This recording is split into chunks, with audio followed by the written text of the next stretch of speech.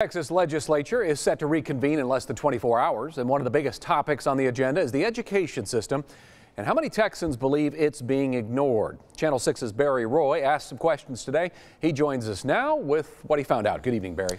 Yeah, good evening to you, Chris. Today I sat down and talked to a couple of representatives to talk about some of your concerns, especially how many believe the educational system has been ignored by those elected to represent us locally.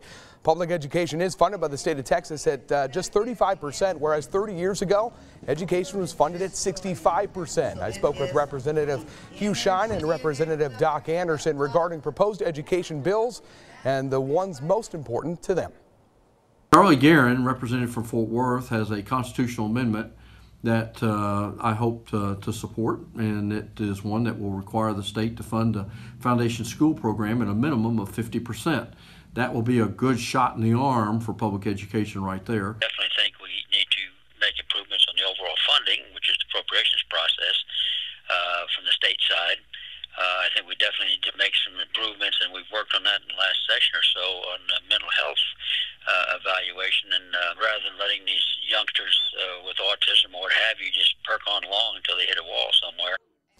Now, Representative Shine also says money from the permanent school fund needs also to be preserved because public schools get guarantees from the permanent school fund for debt and expansion of infrastructure. Shine also says ahead of the legislative session, keeping in mind that 95% of the kids who go to school in Texas go to Texas public schools. Now, we did reach out to other representatives in our area for comment ahead of the Texas legislative session, but we did not hear back. To see the full interviews with Representative Shine and Anderson and their answers to all of our questions, just head over to our website, KCENTV.com. Now, in the next hour, we'll hear from both representatives regarding issues, big issues that Texans are talking about, like the use of marijuana.